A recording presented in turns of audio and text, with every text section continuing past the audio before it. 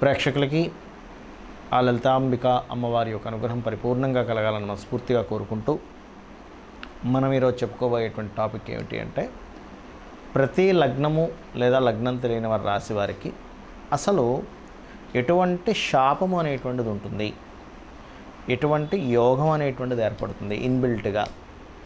అయితే ఇది జనరల్గా ఉండేటువంటి శాపము, దానికి సంబంధించిన పరిహారము వేరైతే ఎవరికి వారికి ఇండివిజువల్ చార్ట్ బట్టి శాపము, యోగము, కర్మ ఇవన్నీ ఉంటాయి. ఎందుకు అసలు ఏర్పడుతుంది శాపం అనేటువంటిది అంటే బాగా అర్థం చేసుకోండి. ఇక్కడ మనంతట మనమే స్వయంకృప అపరాధము అంటారు. తెలుసో తెలియకో ఒక్కోసారి జరిగితే, ఒక్కోసారి మనంతట మనమే సమ్ కర్మాస్ చేస్తుంటాం. ఏమిటి ఆ కర్మాస్ అంటే, ఎవరినో భయంకరంగా తిట్టాం, మనసు బాధపడింది, చంద్రుడి ద్వారా వస్తుంది. అంటే మనకి ఈ జన్మలో మానసికమైన ఇబ్బంది పడుతూ ఉంటాం. ఏదో ఎవరినో కొట్టాం, కుజుడి ద్వారా వస్తుంది, మనకి ఇంకోటి ఏదో దెబ్బ తగలడం జరుగుతుంది. అలా స్పెసిఫిక్గా పలానా లగ్నం వాళ్ళకి స్పెసిఫిక్గా కొన్ని ఉంటే, మీ ఇండివిజువల్ చార్ట్ బట్టి కొన్ని ఉంటుంటాయి. అదేమిటి, అసలు దాని పరిహారాలు ఏమిటి? ఒకవేళ మీకు ఆ జాతకమే లేదు కానీ ఈ సమస్యలు ఎదుర్కొంటున్నాము అన్నప్పుడు మీకు ఈ దోషం ఉంటుంది అని మీరు అర్థం చేసుకొని దాని పరిహారం ఎలా చేసుకోవాలనే విషయాన్ని మనం ఇప్పుడు తెలుసుకుందాం. మీనలగ్నము, మీనరాశి. మీనలగ్నంలో జన్మించడం అంటేనే అది ముఖ్యంగా లైఫ్లో మన లైఫ్ ఎటు వెళ్తుంది అనేటువంటి లక్షణాలు కానీ ఆలోచన కానీ ఎక్కువగా ఉంటుంది. ఆల్మోస్ట్ మీనలగ్నంలో జన్మించామంటేనే అది ఆఖరి జన్మ అవుతుంది. అయితే మీనలగ్నానికి ఎటువంటి దోషము కానీ, శాపము కానీ, పూర్వజన్మ కర్మ కానీ ఏ రూపంలో మిమ్మల్ని వెంటాడుతూ ఉంటుంది, దానికి పరిహారం ఏంటో తెలుసుకుందాం. ముఖ్యంగా మీనలగ్నంలో జన్మించాము, లేదా లగ్నం తెలియదు రాశిలో జన్మించాము, లేదా ఈ ప్రాబ్లమ్స్ ఫేస్ చేస్తున్నారు, మీకు జాతకం కూడా తెలియదు అనుకున్నప్పుడు నేను చెప్పే పరిహారాలు చేసుకోండి, ఖచ్చితంగా మీరు బయటపడతారు. శాస్త్రంలో చెప్పినటువంటివి అవన్నీ కూడా. అయితే ఇక్కడ ఏంటంటే మీనలగ్నంలో జన్మించారంటే 99.99% తండ్రికి సంబంధించినటువంటి పితృదోషము ఉంటుంది వీరికి, లేదా పితృశాపము ఉంటుంది వీరికి. ఎలా ఉంటుందండి అంటే, మన అంటే మనకి నేను అనేది ఏంటంటే తండ్రి ఏమైనా వచ్చి శపిస్తుంటాడా? కాదు. పాస్ట్ లైఫ్లో మీరు చేసినటువంటి కర్మ ఏదైతే ఉందో ఖచ్చితంగా 100% తండ్రి రూపంలో వస్తుంది అక్కడ, లేదా పుత్రుడి రూపంలో వస్తుంది సమ్టైమ్స్. ఎలాగండి అంటే, తండ్రి మీకు ఏదో మంచి చేద్దాం అనుకుంటుంటాడు, అయినా సరే మీకు అది నాతో దూరంగా ఉంటే బాగుండు, నేను పడలేకపోతున్నాను, ఆ గొడవ అనిపిస్తూ ఉంటుంది.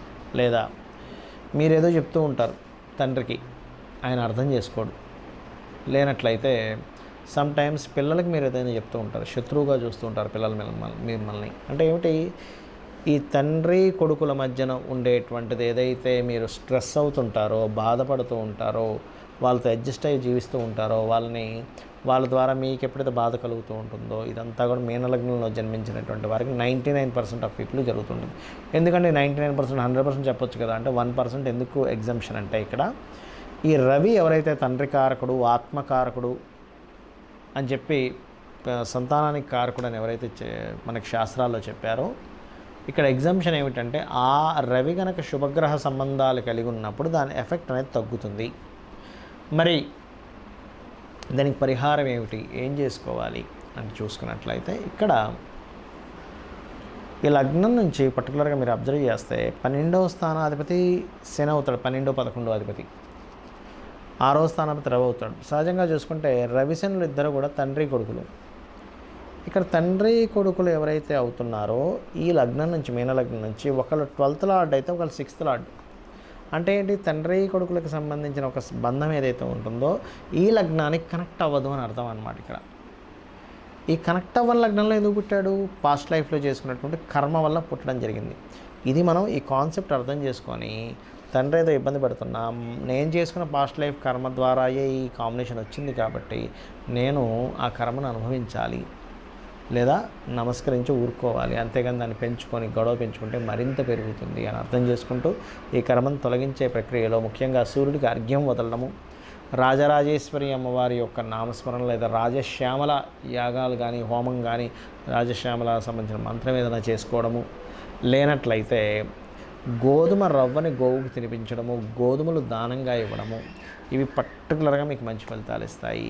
అలాగే ఈ ఈ మీనం వారికి 12వ స్థానాధిపతి శని అయినందుకు మీ కింద వారికి ఎవరికైనా ఏదైనా ఇప్పుడు చూడండి, మన పని వాళ్ళు ఎవరు వాళ్ళకి చేసేటువంటి ఖర్చు వల్ల కూడా కొంతవరకు మీకు కర్మ సంబంధం కలిగి ఉంటుంది, వాళ్ళకి చేసే ఖర్చు వల్ల కూడా. సో మీరు ఈ రెమెడీ చేసుకోండి, ఖచ్చితంగా మీరు బయటపడతారు. ఇక్కడ నేను మీకు ఈ ప్రక్రియ చేసేటప్పుడు మీకు కొన్ని విషయాలు చెప్పాలి. ఇక్కడ నేను చెప్పిన ఇప్పుడు రెమెడీ ఏదైతే రుణ సంబంధించింది పోవాలనుకున్నాము, ఏమిటది అంటే ఒకటే గుర్తుపెట్టుకోండి. మీరు చేసే రెమెడీ పాయింట్ నెంబర్ 1, రెగ్యులర్గా చేయండి. నా మాట విని రోజు చేయండి. ఎందుకంటే మీరు రోజు చేస్తేనే మీకు ఆ యొక్క కర్మ తొలగేటువంటి ఎనర్జీ మీ దగ్గర ఫామ్ అవుతుంది, గుర్తుపెట్టుకోండి. రెండవది, ఒక అరగంట సేపు చేసామా, మిగతా 23.5 గంటల సేపు మీ కష్టాల గురించే థింక్ చేస్తూ ఉన్నారు. నేను కష్టం ఉండదని నేను అనట్లేదు, బాధ ఉండదని నేను చెప్పట్లేదు, కానీ థింక్ చేయకండి అంటున్నా దాని గురించి. మీ థింకింగ్ని ఎలా మార్చుకోవాలంటే, సరే నాకు ఇది వచ్చింది, దీని సొల్యూషన్ గురించే థింక్ చేయండి ఎంతసేపు. ఇది వచ్చింది, ఈ ప్రాబ్లం వచ్చింది, కానీ నాకు ఈ ప్రాబ్లమ్ని క్లియర్ చేసేది ఏమిటి? ఉదాహరణకి ఎవరికో అప్పు అయిందనుకుందాం. అప్పు తీర్చాలంటే ఏం చేస్తాం మనం? కామన్గా ఏదో అసెట్ అమ్ముతాం, లేకపోతే మనకు పెద్దవాళ్ళు ఎవరైనా ఉంటే పెద్దవాళ్ళ ద్వారా సహాయాన్ని పొందుతాము. లేనట్లయితే మనకు ఏదైనా ప్రాజెక్ట్ వస్తే ఆ ప్రాజెక్ట్ ద్వారా డబ్బులు వస్తే ఆ డబ్బుల ద్వారా నేను అప్పు తీర్చేసుకుందాం అనుకుంటాము. లేనట్లయితే ఆల్రెడీ ఇప్పుడు ఎక్కువ వడ్డీకి తెచ్చుకున్నాము, ఏదైనా ఒక చిట్ ఉంటే ఆ చిట్ ఎత్తేసి ఈ డబ్బులు అక్కడ ఇచ్చేసి చిట్టుని కట్టుకుంటూ వెళ్ళిపోవచ్చు, ఈ అసలు వడ్డీ మొత్తం తీరిపోద్ది అనుకుంటాం. ఇట్లా చాలా వేస్ ఉంటాయి. ఆ వే ఏదైతే ఉందో ఆ వేని థింక్ చేయండి.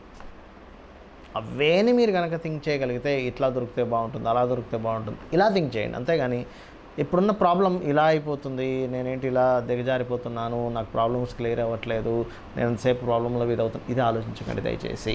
ఎందుకంటే మన సబ్కాన్షియస్ మైండ్ ఏదైతే ఉందో, మనం ఏదైతే రిపీటెడ్గా ఆలోచిస్తుంటామో ఆ రిపీటెడ్గా ఆలోచించేటువంటి దాన్ని తీసుకుని అదొక ప్రోగ్రామింగ్ చేసుకుంటుంది. ఆ ప్రోగ్రామింగ్ అంటే ఎవరో కాదు, లోపల మనకు ఉన్నటువంటి మొత్తం మన దేహంలో దేవతలు ఉంటారు. ఆ దేవతలే మీ ఆలోచనలను బట్టి ప్రోగ్రామింగ్ చేసుకుంటారు. ఎందుకంటే మనిషికి నెక్స్ట్ జన్మ వస్తుందంటే అతని ఆలోచన, అతని కోరిక అనేది లేకపోతే నెక్స్ట్ జన్మ ఎలా లేదో, next minute, next hour, next day, next month, next year, ఇదంతా కూడా మనం లోపల ప్రోగ్రామింగ్ చేసుకుంటున్నాం. ఇలా ఉండాలి, ఇలా కోరిక. కొంతమంది అంటూ ఉంటారు, నా డిజైర్ అండి అది అంటూ ఉంటారు. ఒక స్టేజ్కి వెళ్ళాక నా డిజైర్ ఇది, నేను అంటే ఏంటి 24 గంటలు దాన్ని థింక్ చేశాడు. నేననేది ఏంటంటే ఇట్స్ వెరీ క్లియర్. మీరు ఏదైతే సమస్య తీరడానికి ఆస్కారం ఉన్నటువంటి ఒక ప్లానింగ్ ఉందో మీ మైండ్లో, దాన్ని మాత్రమే అందంగా డిజైన్ చేసుకుని ఇమాజినేషన్ చేసుకోండి. ఎన్ని సమస్యలు వచ్చినా భగవంతుడిని పట్టుకున్నాను, అమ్మవారిని పట్టుకున్నాను అనే భావన మీలో ఉండాలి. నాకేంటి, అమ్మవారి చేతితో నేను పట్టుకున్నాను, అమ్మవారి పాదాలను నేను ఆశ్రయించాను, నాకేంటి అనేటువంటి ఒక ధీమాతో నేను చెప్పినటువంటి మంత్రం చేయండి. ఖచ్చితంగా మీరు బయటపడగలుగుతారు. దీంతోపాటు ఎప్పుడు కూడా మీ personal chart is most important. ఇప్పుడు నేను చెప్పినటువంటివి ఏమున్నా కూడా మీ పర్సనల్ చార్ట్లో కొన్ని అవయోగాల్ని తీసేసేటువంటి గొప్ప గొప్ప యోగాలు ఉంటాయి. చాలామంది తెలియక అయ్యో ఇదేమిటండి అవుతుందా. మీరు చాలామంది చూడండి, అప్పటి వరకు ఏమీ లేకుండా తిరుగుతున్న వ్యక్తి సడన్గా ఒక సంవత్సరం రాగానే గబుక్కని మొత్తం అన్నీ తొలగిపోయి పెద్ద పెద్ద బిల్డింగ్లు, కార్లు అన్నీ మారిపోతాయి. ఏమిటి అది అంటే ప్రతి వ్యక్తికి ఒక టైం వస్తుంది, ఇది గుర్తుపెట్టుకోవాలి. అందుకే మనకు రామాయణ మహాభారతాలు కూడా అంతటి పరాక్రమవంతులు కూడా అడవుపాలు అవుతూ ఉంటారు.